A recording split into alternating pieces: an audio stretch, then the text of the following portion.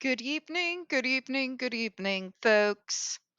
Welcome to another episode of Spilling Tea. I'm your host, Tiffany Daniels. We are going back to that horrible world known as the JRC, but first, share a little bit of joy with me, folks. I earned it enough domino points over the past apparently 3 years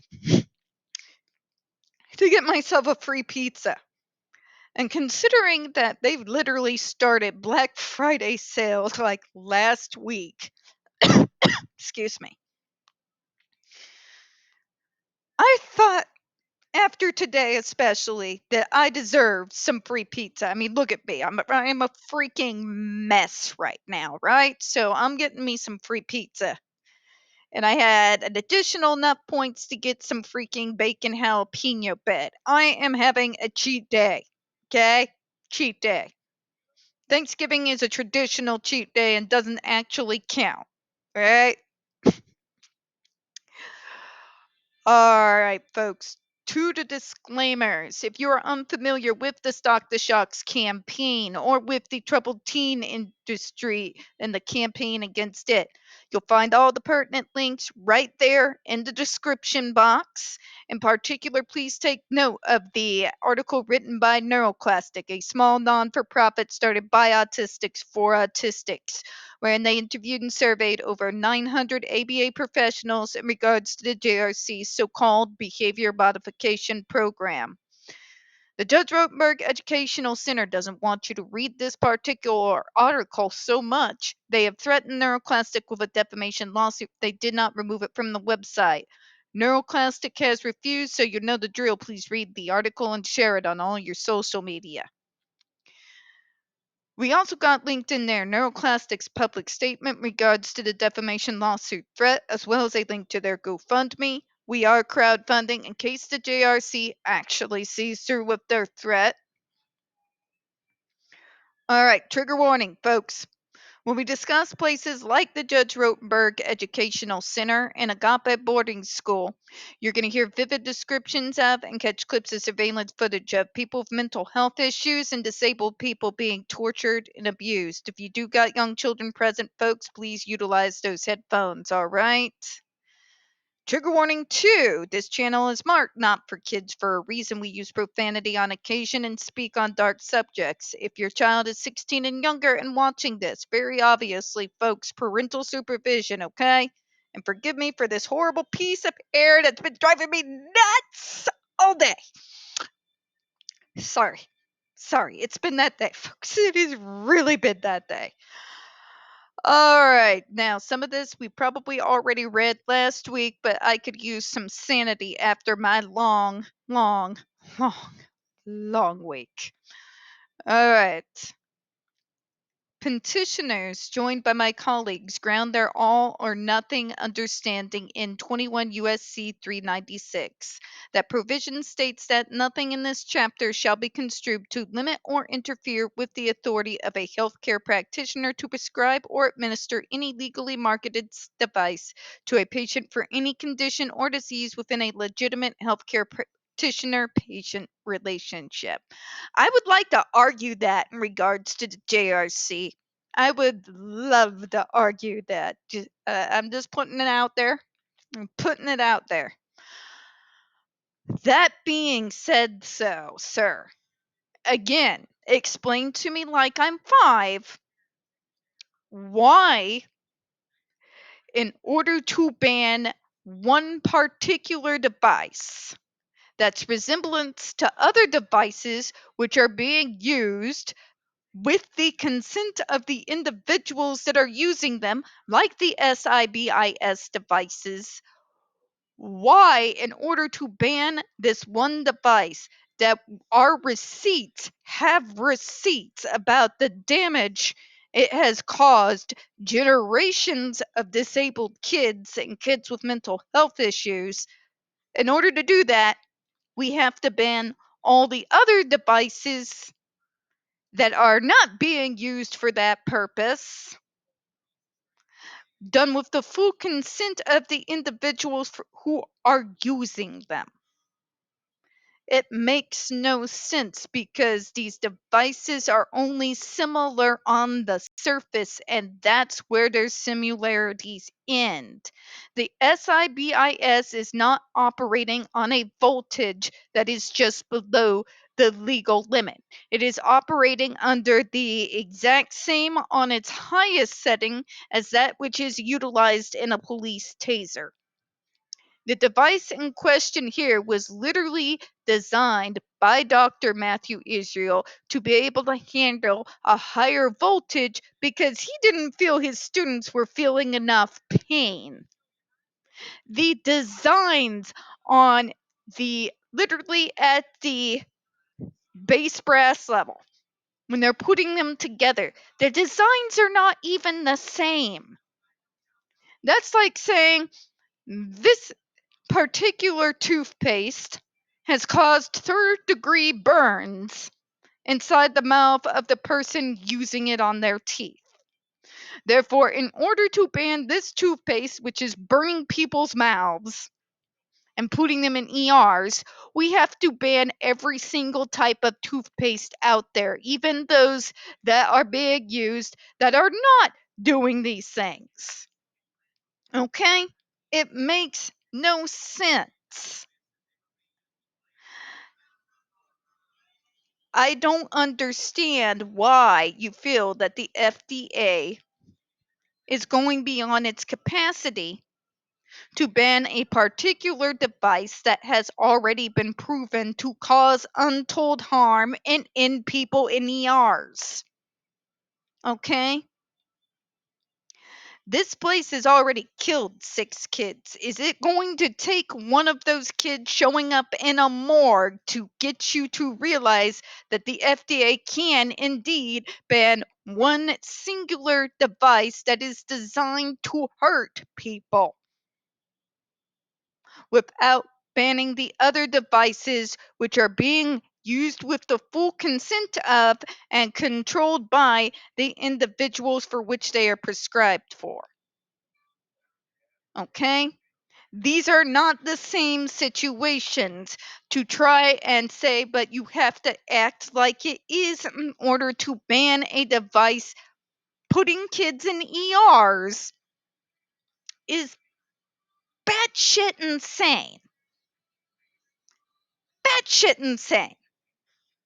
But that's the law, and you can't just graft it because you want to. Because we don't feel like disabled kids have the right to be protected. Can we just say it out loud and quit trying to wrap it up in this horrific robe of see-through self-righteousness? I mean, we already know you don't care, but can we just stop playing games here? Because a lot of us who've been in this fight have been in it for years. We're getting old and we're tired. All right. Sorry, I went on a rant there that I wasn't quite anticipating.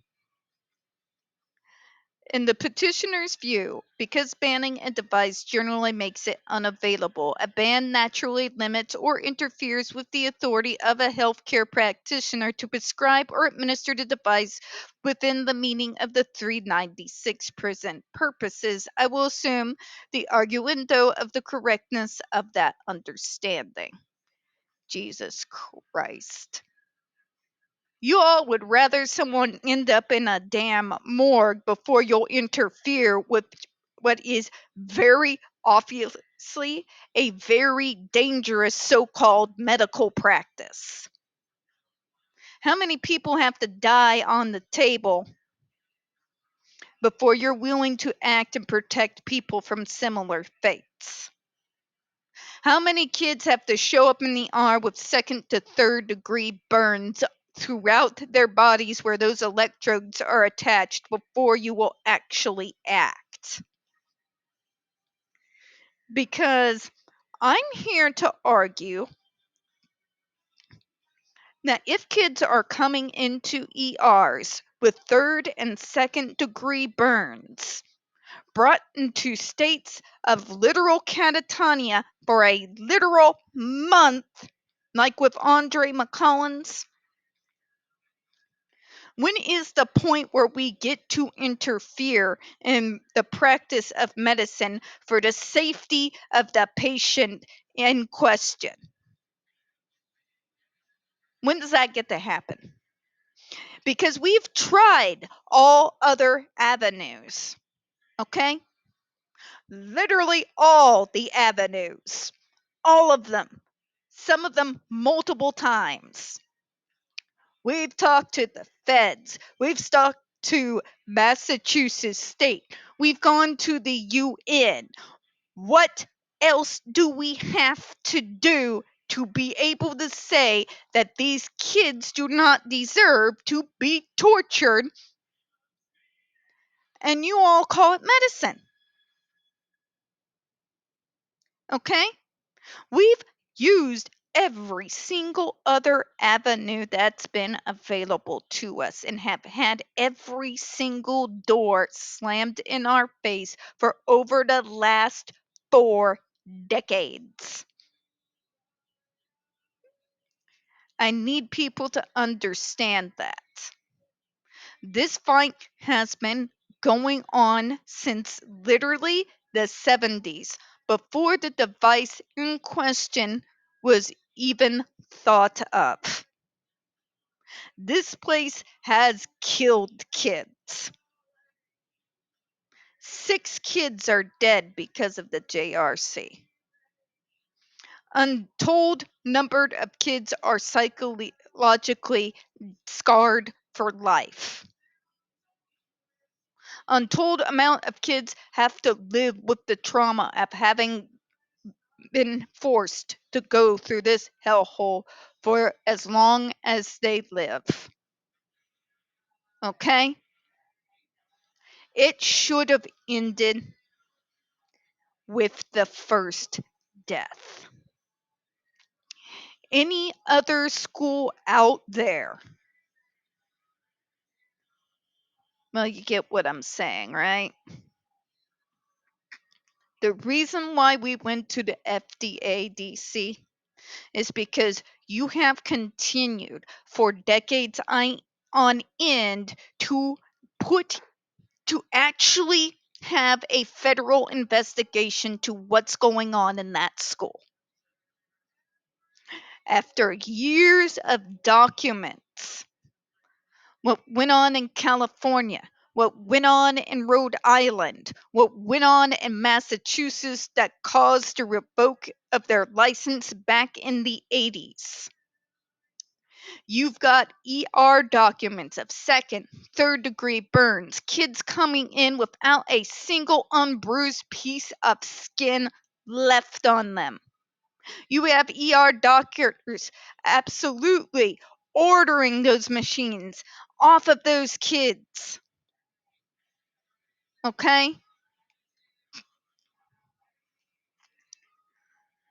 We went to the FDA because our federal government continues to refuse to investigate this school. We went to the UN because the feds refuse. We went to the feds because the state of Massachusetts refuses.